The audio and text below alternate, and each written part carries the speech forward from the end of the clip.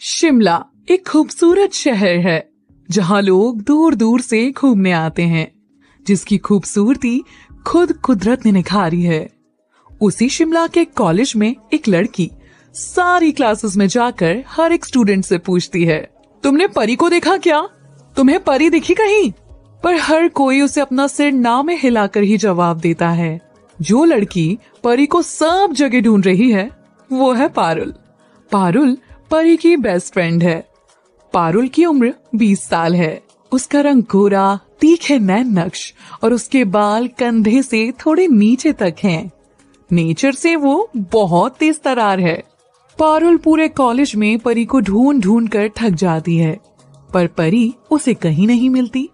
वो पहले क्लासरूम में, फिर कैंटीन में और फिर पूरे ग्राउंड में देखती है, पर उसे परी का कहीं कोई अता पता नहीं लगता। परेशान होकर पारुल खुद से ही बड़बड़ाते हुए कहती है, आखिर तू कहाँ चली गई परी?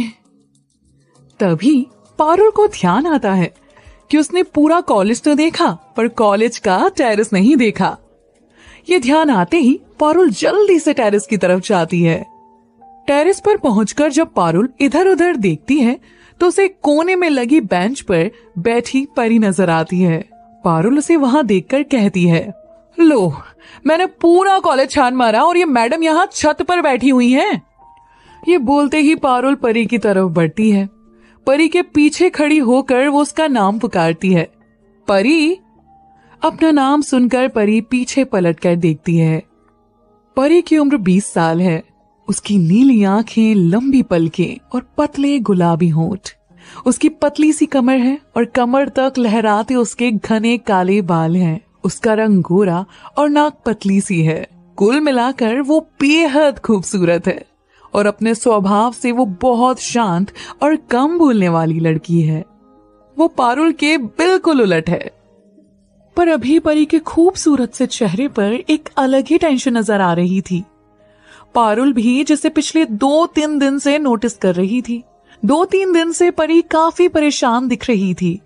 वैसे तो वो कम ही बात करती थी, पर 2-3 दिन से वो किसी से भी बात नहीं करती।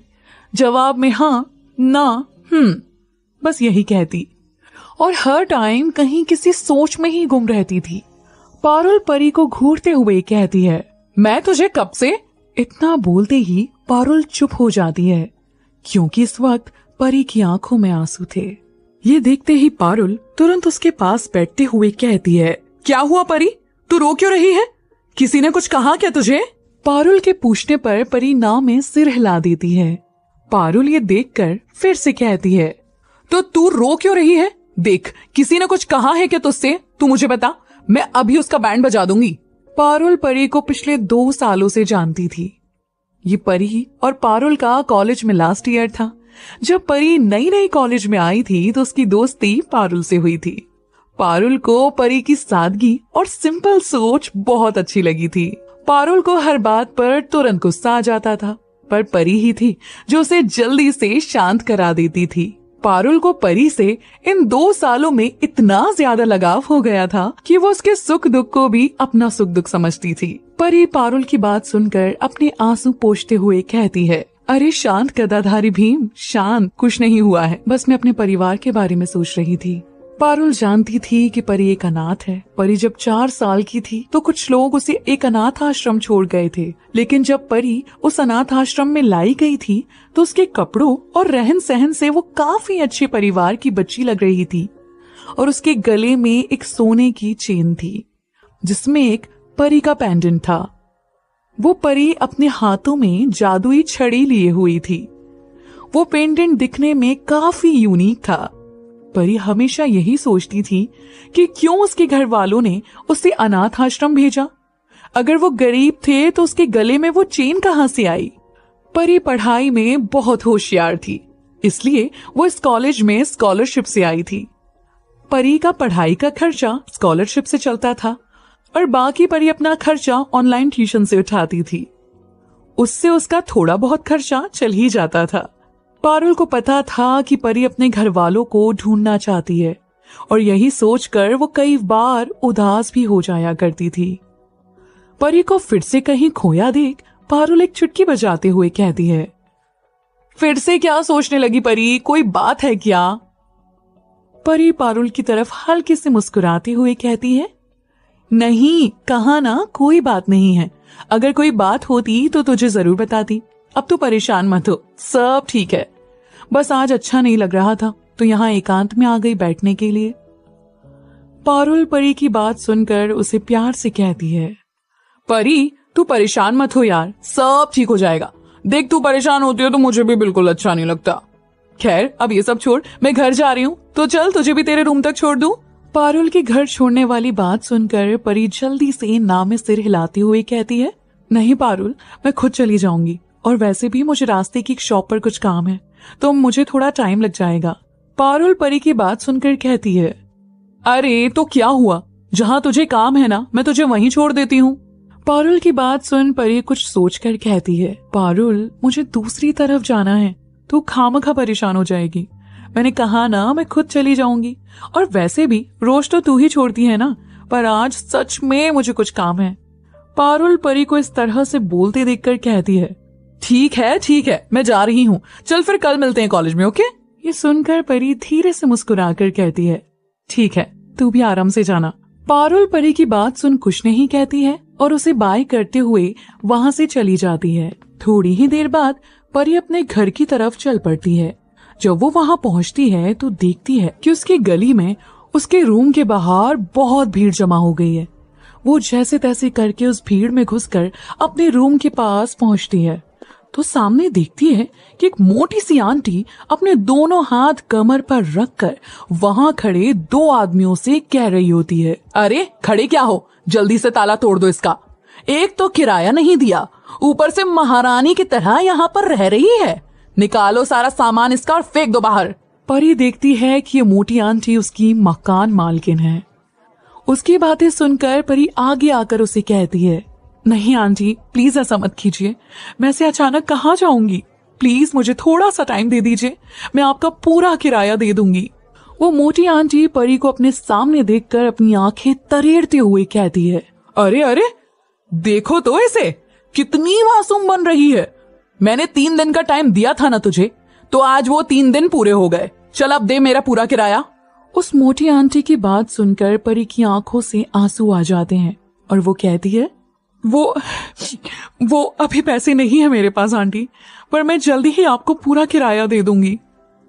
परी की मासूमियत देखकर भी उस मोटी आंटी का दिल नहीं पिघलता और वो कहती है, तो ठीक है, अभी पैसे नहीं है ना तेरे पास, तो अभी तू निकल यहां से, जब पैसे आ जाएंगे तेरे पास तब आ जाना रहने के लिए। ये सुनकर परी रोते हुए कहती है, पर मैं अभी ऐसे अचानक कहां जाऊंगी आंटी। परी का रोना देखकर वो आंटी चिढ़ते हुए कहती है, देख बंद कर अपना ये रोना धोना, क्योंकि इससे मुझे कोई फर्क नहीं पड़ता और मुझे क्या पता तू कहां जाएगी, जहां जाना है वहां जा, पर मेरा कमरा खाली कर दे और अब मेरा दिमाग मत खा और हट यहां से। ये बोलते हुए वो मोटी आंटी परी को धक्का दे देती है। परी लड़खड़ा जाती है और नीचे गिरने से बाल बाल बचती है, पर उसकी सोने की चेन उसके गले से बाहर निकल जाती है। जब वो मोटी आंटी उस चेन को देखती है तो वो परी के सामने आकर और भी गुस्से से कहती है, दिखने में तो बहुत मासूम लगती है पर है कितनी झूठी। किराया देने के लिए तेरे पास पैसे नहीं हैं और फैशन में इतनी मोटी सोने की चेन अपने गले में लटका रखी है। ये बोलते हुए उस आंटी की नजर परी के पेंडेंट पर जाती है जो कि बहुत खूबसूरत था। उसे देखकर तो उसकी आंखें ही बाहर निकलने को हो जाती हैं और वो आंटी उस पेंडेंट को छूते हुए कहती है, अरे वाह, इतना सुंदर पेंडेंट, इतना सुंदर पेंडेंट तो मैंने आज तक नहीं देखा।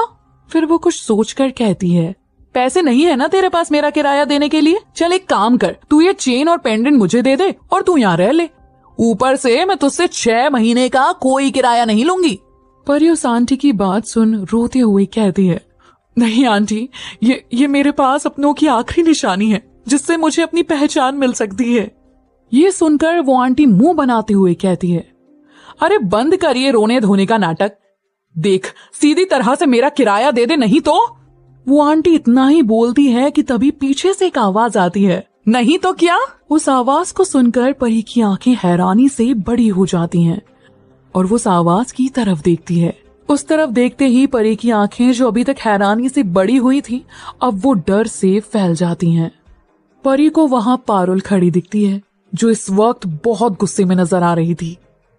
परी पारुल को देखकर हैरान हो जाती है। पारुल कुछ कदम चलकर परी के पास आती है और गुस्से में उस मोटी आंटी की तरफ देखती है, जिसने अभी भी परी का पेंडेंट पकड़ा हुआ था। पारुल उसे घूरते हुए उस पेंडेंट से उस आंटी का हाथ हटाते हुए कहती है, ये क्या तुम्हारे बाप का है जो इसे इतने हक से पकड़ा हुआ है? पारुल की बात सुनकर उस मोटी आंटी को गुस्सा आ जाता है। वो जैसे ही उसे कुछ कहने को होती है, तभी पारुल उसे पूरी तरह से इग्नोर करके परी की तरफ देखती है। फिर वो परी से कहती है, परी तूने मुझे बताया क्यों नहीं? परी अपना सिर झुकाकर चुप खड़ी रहती है। पारुल उसे इस तरह खड़ी देखकर कहती है, कोई नहीं, तुझसे तो मैं बाद में बात करूंगी, पहले जरा इनसे तो निपट लूं।